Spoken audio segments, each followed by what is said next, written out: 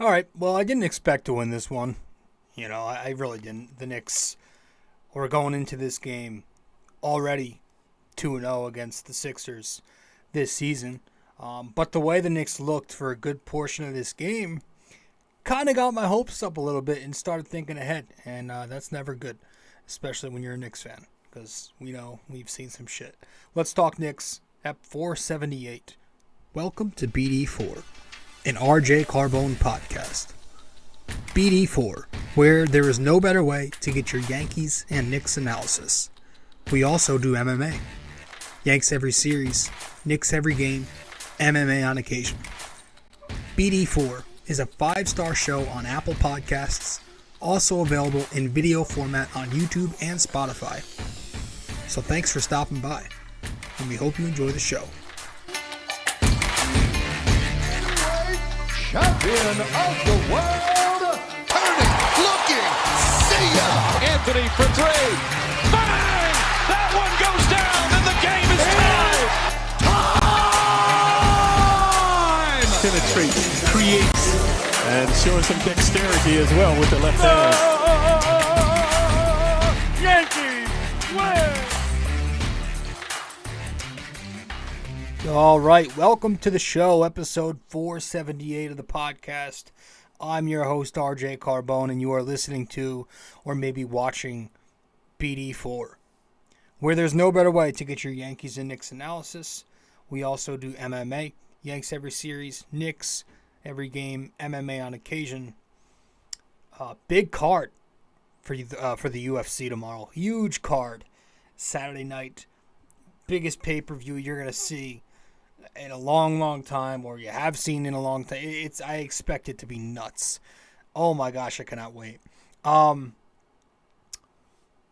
here to talk Knicks. Let's get right into it.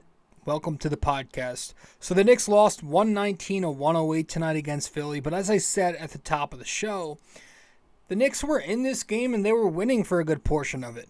In the first quarter, you had Jalen Brunson, who just couldn't miss a damn thing out there. He had 13 points within the first 3 minutes. He finishes the first quarter with 20 points. Randall starts chipping in later. He's in double figures, corner 3 balls. RJ gets a few buckets to drop. The second quarter comes. Brunson's, he starts facilitating. RJ is getting involved with the spot ups. Quickley's at the rim. Jericho's throwing down lobs off of Brunson alley-oops, and the Knicks are up 12 points late second quarter. Sixers make a bit of a push at the end of the period, with Embiid drawing contact and getting to the line. That Tobias Harris dagger three-pointer at the end of the half with 3-point-something seconds left kind of took the air out of me and irked me a lot. But in the third quarter, you're a few minutes in. RJ gets the big and one.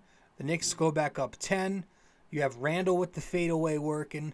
The 3-point ball is falling for him. The Knicks go up 12 points late third quarter. Things are still looking good. But then, you get the turning point of the night, for me at least, where it all just seemed to go downhill. Late in the third quarter, RJ Barrett misses the 3-pointer. On the next Sixers possession in the half court, you get Harden in one-on-one against Hartenstein.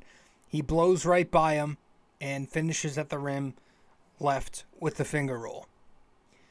And then on the inbound pass, RJ Barrett throws it in, but he makes a terrible pass right into a turnover.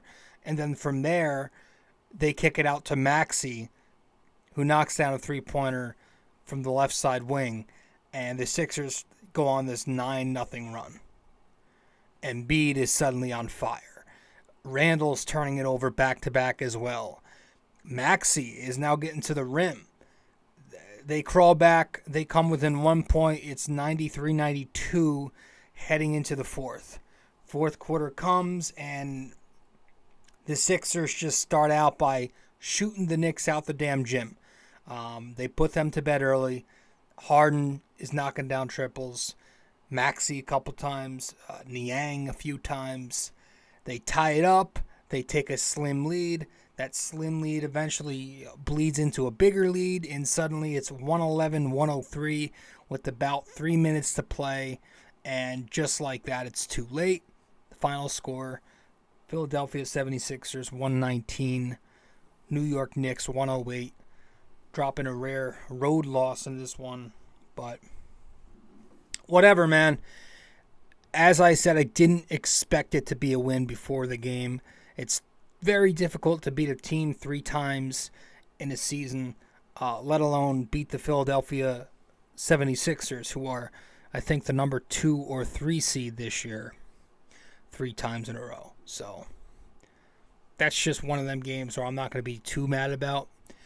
But I do have some things to say. We're going to talk about the game. Somewhere in the middle of this show, we will get to our segment where earlier today I reviewed the Josh Hart trade. Give my thoughts on that, and then that'll be that. Give out our awards. That's that. Get to our trivia. So, the offense today, first off, in the fourth quarter, I thought the offense was ugliest. The Knicks scored 15 points on 6 of 17 shooting.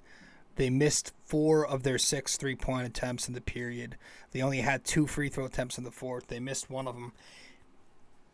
We were actually getting some good looks. I didn't exactly think the ball movement tonight was bad. I thought we were just missing and not capitalizing. But there were possessions. It was the zone for most of the night too. It was the zone defense, of course, that the Knicks just could not bust. Outside of maybe the second quarter, where we were either moving the ball quickly on the perimeter or found someone at the nail, or we hit up Hartenstein in the middle. We found our ways to beat the zone, but we couldn't sustain that. And, Thibodeau offenses in general against the zone don't usually bode well. Guys just start over-dribbling and stop moving the ball, at least at a fast pace. And then Philly did a nice job containing Brunson. After his big-time first quarter, he only had 10 points the rest of the way. They had Tyrese Maxey on him. They threw some traps on him. The Knicks bench really, really struggled. They put together just 21 points versus the Sixers, 42 points. Outside of Quickley, you got really nothing from the second unit. You got very little from Hartenstein, nothing really from Deuce or Obi. And I didn't like that. The Sixers. Doc Rivers checked in Harden at the top of the fourth quarter, and then Thibodeau countered with only R.J. Barrett. You had Harden and Tobias Harris check in early fourth quarter at the very start of it, and Thibs decides to counter that by sitting Randle and Brunson. To me, that's an absolute no. The offense was already sputtering a little bit with the ball pressure that Philly was applying and that zone defense. So to have Obi and Deuce McBride out there instead of Randle and Brunson, I thought that killed us. And we saw it. You had Harden tearing the Knicks apart in the pick and roll, or the Knicks were switching often. That killed us. And going back to the Knicks offense, it's kind of hard to counter the 119 points that Philly's putting up when you're just not getting shots up. And it's a slow pace offense, man. And we talk about this often. And I get it.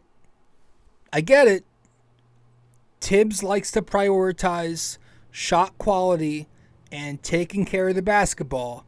Especially when he's got a lead like he had tonight, he likes to slow it down. But even at the beginning of the season, our offense was going. It was carrying the Knicks. They were making an effort to push the pace. While the defense was horrendous early on, it was the offense that was keeping us afloat. Now it's kind of gone back down to being a very slow pace, half-court style of ball, a lot of isolation sets. I just wish that sometimes we'd adapt to the times. Just to go with the times a little bit. Just progress. The Knicks only got 81 shots up tonight. And they only got 16 free throw attempts up. For some context, Dallas is 30th in the NBA, dead last, with 83 shots per game. Golden State is dead last, 30th, with 20 free throw attempts a game. Again, the Knicks 81 and 16. So not only were the Knicks lower than average tonight, but we were beyond awful when it comes to our shot volume. Just the slow pace ball, never going to be my favorite. And that's one of the reasons why I'm a very big fan of this kid we got, Josh Hart. I like the trade, and I think Josh Hart is a guy who can help push the pace and transition. He's a guy who can run the floor. And when we return from break, I actually want to get to that segment where earlier today I reviewed the trade that happened on deadline day on the 9th. So we'll get to that as soon as we get back from break. Stay with us. Be right back. Hey guys, so if you are a listener of the podcast often and you want to know where to find me on social media, you can find me on Facebook at BD4. You can find me on Twitter at BD4Pod. And you can also find me on Instagram at RobJCarbone. BD4 is located on many different platforms. You can listen to the podcast on Apple Podcasts. And if you do there, be sure to give us a 5-star rating and review. You can listen to it on Spotify, but you can also watch the podcast on both Spotify and YouTube. BD4 is available on many other platforms as well. All you got to do is search it up. Apple Podcasts, Spotify, YouTube, and much more. All right, welcome back to the show. I'm your host, RJ Carbone. Hope you're enjoying the episode. Now, we are going to get to that segment right now. And again, this is a couple hours before this Philly Knicks game that happened tonight. So I recorded this earlier before the rest of this episode. So we're going to talk, we're getting to this, again, we're getting to a 15-minute review of the Josh Hart trade. I gave my thoughts on it real briefly. So let's get to that right now. So the Knicks made a trade a couple nights ago for Cam Reddish. I'm sorry, they traded Cam Reddish for Josh Hart. The specifics of the deal, Cam, and then the two reserves that never played unless it was, garbage time. Svi, Ryan Archer-Donacio, whatever the hell that guy's name was. We never learned his name. I didn't. The kid from Nova. So it was Cam, Svi, Ryan, and a first-round pick, protected. And it also turns into 4 second rounds if it's not conveyed this year. They're going to Portland. The Knicks, in return, get Josh Hart. So my thoughts in short, right off the bat, good move. Good, solid move for the Knicks. Cam didn't play. It sucks to lose him. I do still think there is some upside there. So, it'd be nice to see him maybe become something somewhere else. Just not too good, please. No, I don't think he's... I think Knicks fans really, really over-exaggerate with some of these guys who don't get the minutes they want. But I do think Cam could be something decent. And it also sucks that we essentially had to lose 2 first-round picks for this, right? When you consider the initial move for Cam. But, I mean, we've talked about that enough, how the front office kind of botched that whole thing. Also, again, the pick we gave up in this deal for Josh Hart was not only protected, but it's basically a second-round pick right now. Unless the Knicks collapse, knock on wood. But this was exactly what I wanted this trade deadline. A small move, nothing more, nothing dumb, right? And you save your capital for the home run move down the line since there was nobody available this deadline. Obviously, besides the whole, KD Kyrie thing, but, Bottom line, the Knicks didn't waste on what I would call fake stars like, Zach LaVine.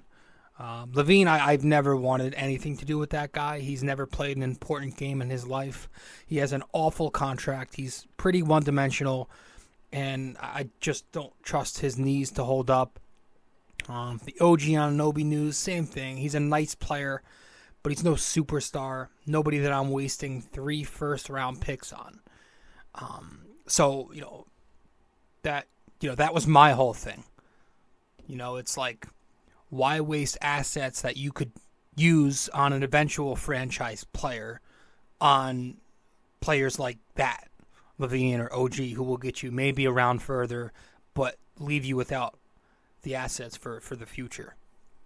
So I say just ride out the year, see if Josh Hart can help you get to that number 6 spot, maybe into the second round if you're lucky enough. And, the very next time a superstar becomes available, we better not see Leon Rose become hesitant again and pull off, another Donovan Mitchell 2.0 type of thing, because that would really just get me off board. So I'm fine. And, Josh Hart is the literal fit. He's an ideal fit for Tom Thibodeau. He's a hard-nosed player, a versatile wing who plays defense and rebounds. That's Thibs. That's a Thibs player. That's why Thibs likes Grimes. That's why he likes McBride, Quickley. That's why you see RJ Barrett get benched sometimes in the fourth quarter.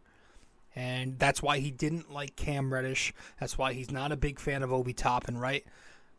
The Knicks, or Thibs, likes defense and rebounding. He likes those guys who play that rigid style.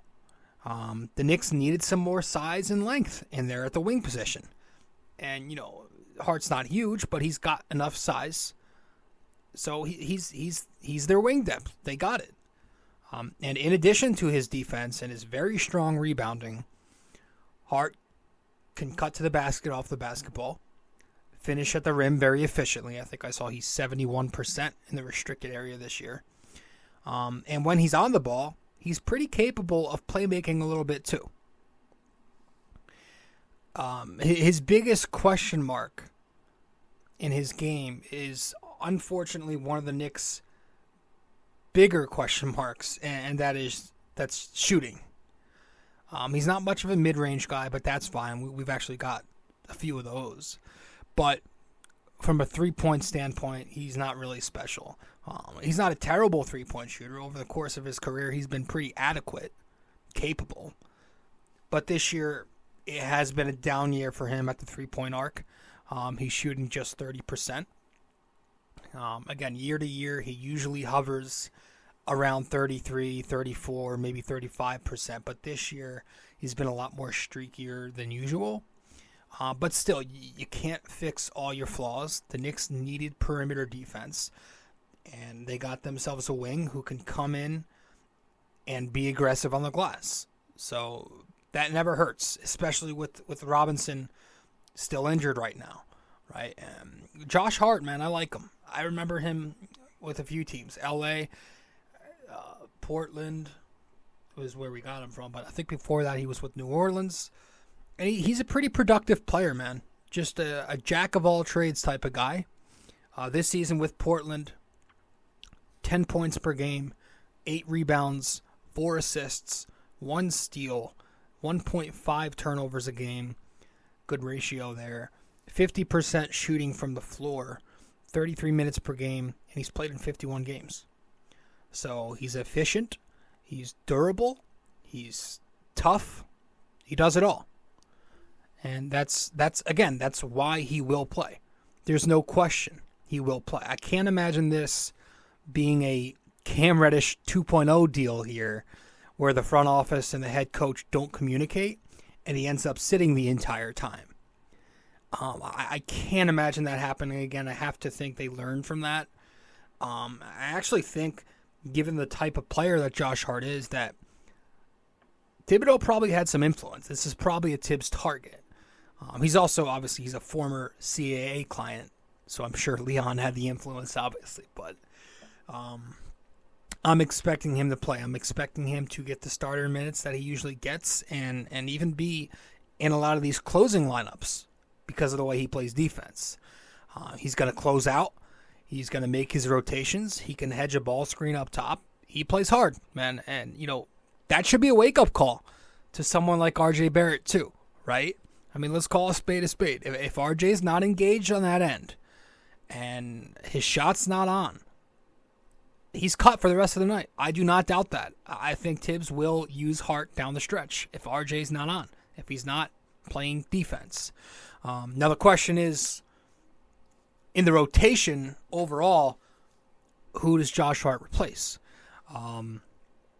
As much as you and even I would like to run a 10-man rotation, it's probably not going to happen under Tom Thibs, right? We know Thibs likes it at 9, and I'm sure some of that is because he didn't trust Fournier and Reddish to be engaged and defensively sound. But he's also always been a guy to run 9.5 tops, like he did in Chicago and in Minnesota even. And maybe he does a 9.5. And what I mean by that is just like a 10th man, but the 10th man only gives you, 5-10 minutes. Maybe that's where Deuce McBride goes.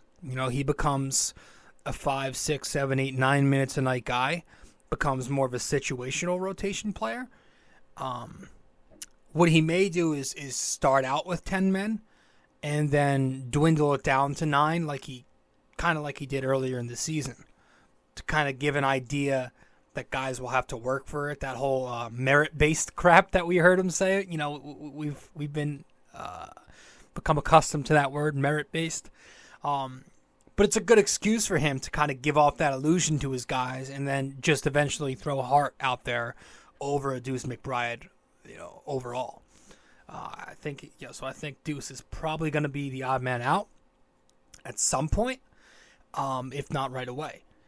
But, I'm excited, man. I'm excited to see him take the floor for sure. I think he's a perfect fit with some of these guys.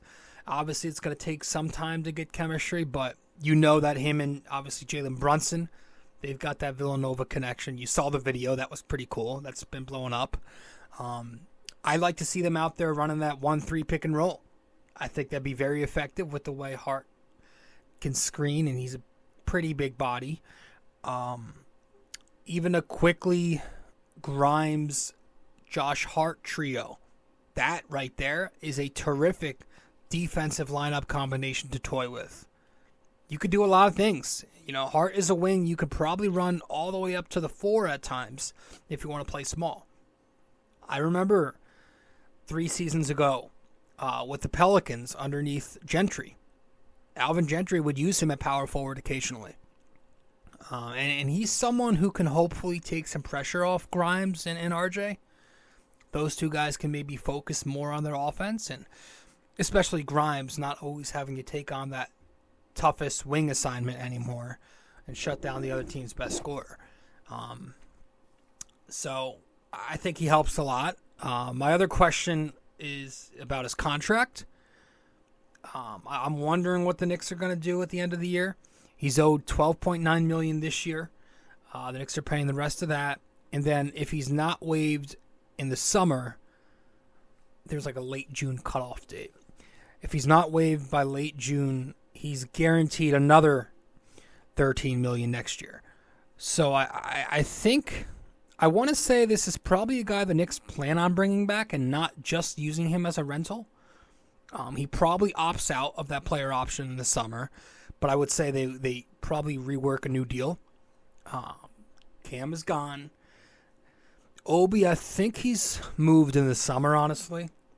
And then Quickley is extension eligible as well, but you don't have to do that right away.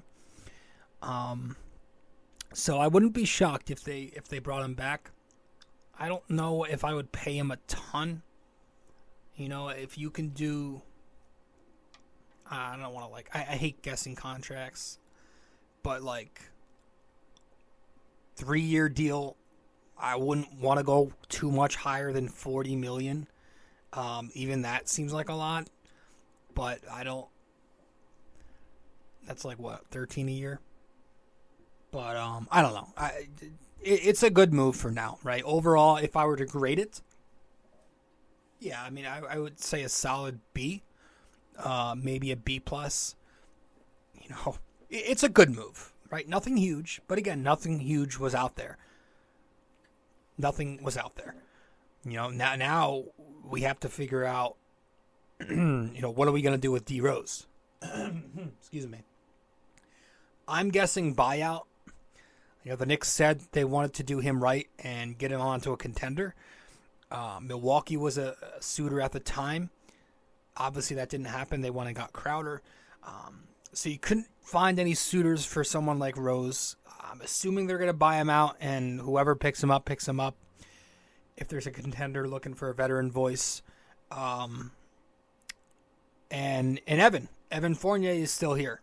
They didn't move him. At least, he's here at least until the summer, which could be very possible he's moved then. But is he still going to be out of the rotation? I would like to see him used, man. I think he's got, no, not a lot, sparingly, but you do need 3-point shooting, and you didn't address that. So it just seems a little useless to have some of these guys on the bench and then not use them. You have 2 roster spots open with Svi and the other Villanova kid going. I don't know. Maybe they explore the buyout market, see what they can get. But, if Thibs sticks with a 9-man rotation, I don't know what you do. It's going to be that. Thibs likes consistency. He likes guys knowing their roles. So that's that. It's not going to be anything. I think Hart, let's just say he replaces Deuce McBride. And then maybe you can add Evan as a 10th. That's probably the most ideal thing. Some nights it's Evan, some nights it's Deuce. Getting those 5-10 minutes. That's probably the best idea here. But I think eventually down the stretch of the season, it's going to go back to 9 if he even does the 10, 9.5 type of thing. But yeah, it's a good move. Just going to add my quick thoughts. That's it. That was it. Yep, Josh Hart. I'm excited.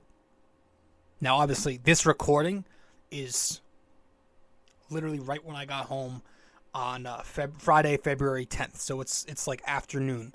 The Knicks-Sixers game did not happen as I am recording this, but obviously as you are listening to this, all of that already happened, and this part of the podcast is just thrown in there. So, Josh Hart, I'm excited to see what he can do. Solid move, and that's that.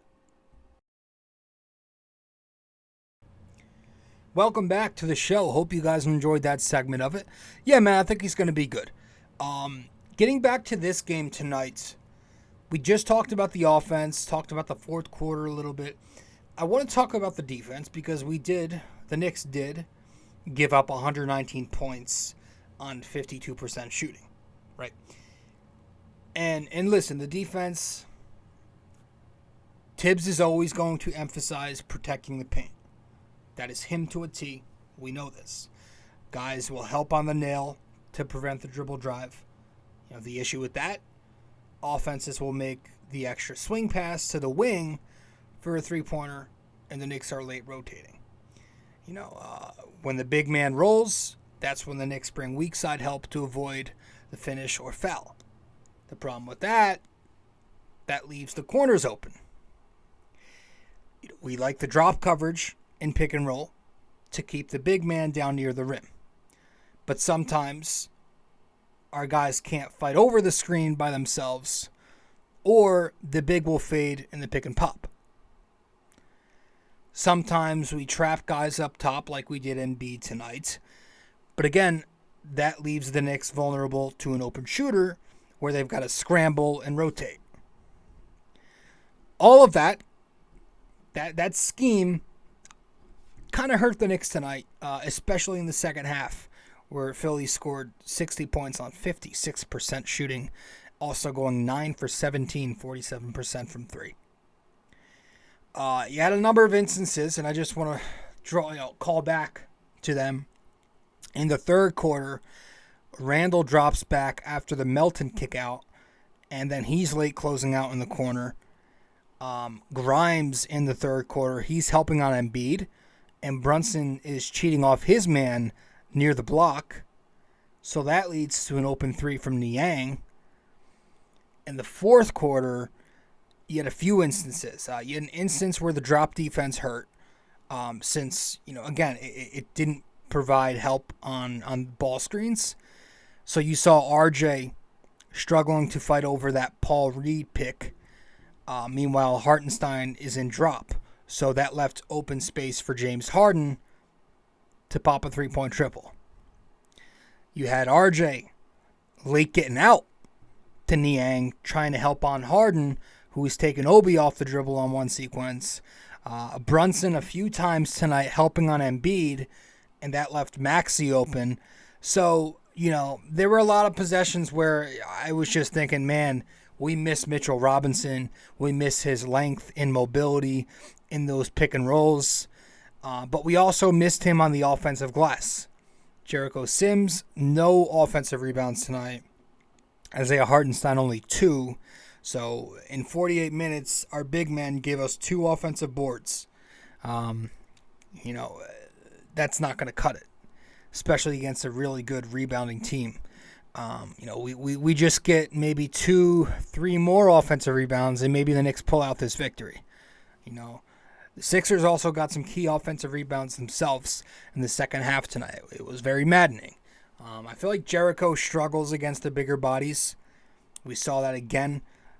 He struggled against Embiid last time out. Embiid tonight goes for 35 and 11. So that was an issue. Some individual performances. RJ Barrett tonight had another very underwhelming game. Shocker. 19 points, just 3 rebounds. He's not really rebounding well this year. 2 assists, 4 turnovers, 0 steals. He shot the ball well from 3. He went 3 out of 5. Those spot ups are probably his biggest strength. It's his only way to score on a jump shot, really. But he was 4 of 11 inside the arc tonight, and that's especially bad because the vast majority of those 11 shots were inside the paint specifically. You just saw a lot more tunnel vision, which has been a day one problem with RJ. He's forcing it in traffic tonight, forcing it over Embiid or Milton a few times. He missed Obi Toppin weak side on a drive from the opposite baseline. He missed Randall and Brunson weak side on another possession earlier in the game and forced one up. I didn't like the decision making from RJ Barrett tonight. And it was another rough night for him on defense, which is unfortunately a recurring issue.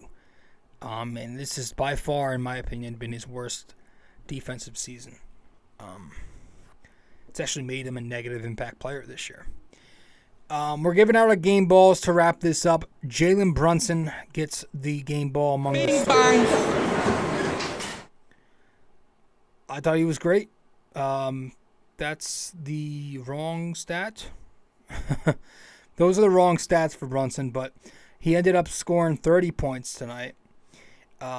He gets the game ball. I'm not going to dive too deep into it. He was super hot early. But again, the Sixers did well containing him, zoning, pressuring, trapping later on, forcing him to move it. But still, very efficient. 30 points, grabbed 7 rebounds, dimed out 9 assists. He was just shy of a triple. 2 turnovers, shot the ball 12 of 19, 2 of 4 from 3, 4 of 5 at the free throw line. Just the defense was not great. But overall, another good one from Brunson. And Immanuel Quickley tonight gets the game ball off the bench. Bing bang. Again, I forgot to update the stats here, so just ignore them. They are incorrect. But Quickley tonight scored 13 points, 3 assists, 1 turnover. He was a perfect 4 for 4 inside the arc. 1 steal, 1 block. A huge second quarter from Quickley to help the Knicks extend that lead into double figures. I thought he played a big part. Didn't shoot the 3-ball great, but outside the Knicks' 3 best players, Brunson, Randall, and Barrett, the Knicks were 1 out of 12 from 3. So that'll also lose you the game, especially when the Sixers are hot in that second half. And that's it, guys. That's it. We're wrapping this up here. We have a back-to-back, so I don't want to drag this episode on. I want to get it out as quick as I can. This way it has a longer shelf life. But yeah, as you are listening to this, it should be Saturday, the 11th. Saturday, February 11th. And the Knicks will be taking on the Jazz tonight, 7:30 p.m. So hope you guys enjoyed this episode. That'll be that. Let's get to our, let's wrap it up as soon as we get back from break with our question of the day, our parlay, and then that will be that. Let's get to break. Be right back. We also have a website now for BD4. If you go to BD4blog.com, you can find the blog, the podcast links, and also where to find me on social media. Just go to BD4blog.com. Studio 69 Productions is a podcast production agency created by Leo Rodriguez to allow content creators to market their podcast. It's an online platform that will market your podcast or any other project that you're working on. Get in touch with Leo Rodriguez from Studio 69 Productions. You can find Studio 69 Productions on Instagram at Studio69NJ. Studio 69 Productions, where dreams are heard and born.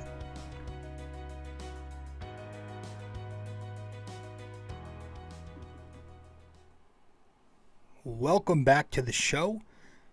I'm your host, RJ Carbone. You are listening to episode 478 of the podcast. Thanks for tuning in to BD4. So let's wrap this up with our parlay and question of the day. We'll get to our parlay first.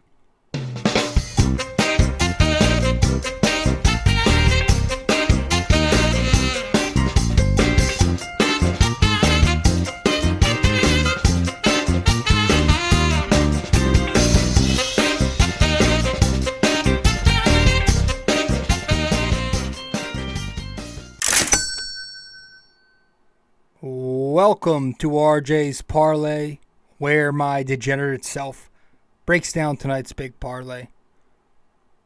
If I miss, it's not surprising. If I hit, I'll probably lose it all tomorrow night, because that's how this works. Welcome to RJ's Parlay. So tonight's parlay, we had it on the Knicks-Sixers game. I had a 4-pick parlay for plus 165 odds. I have the Knicks covering the plus 16.5 alternate spread. Randall going for 35 combined points, rebounds, assists. Brunson going for 30 plus combined. And Barrett going for 20 plus combined. I like that combined stuff. It's fun. And I cashed in 4 out of 4. And we're back on track. Gonna do something for I'm definitely doing something for the Super Bowl, and I'm most likely gonna do something for the UFC tomorrow night. I know we haven't covered the UFC in a while. It's been a few pay-per-views now. It's just hard to do those on my own because I only know so much about the technical terms of fighting. I can give my thoughts on things, but I don't know. I find it very difficult to do those by myself. So it's easier to cover UFC when I've got guests on. So if we can get one, maybe have one for maybe have an episode for UFC 280, whatever the hell tomorrow is, 283, 4. Let's get to our trivia question of the day to wrap this up.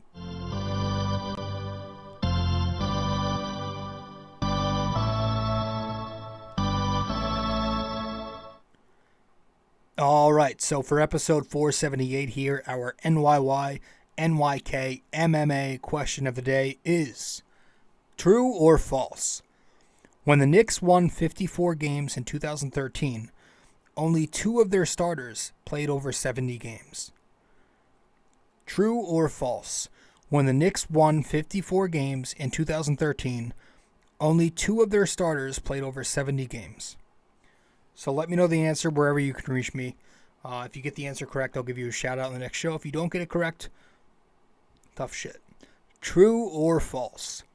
When the Knicks won 54 games in 2013, only 2 of their starters played over 70 games. Only 2 of their starters played over 70 games. Is that true or false? All right, guys. Appreciate you tuning in. That's it for me. I'm your host, RJ. Episode 478 is in the books, and I'll see you after this Utah Jazz game. Hopefully it's a win, and hopefully we get to see our guy Josh Hart make his debut. He hasn't taken his physical yet, so that's probably why he didn't play tonight. Later.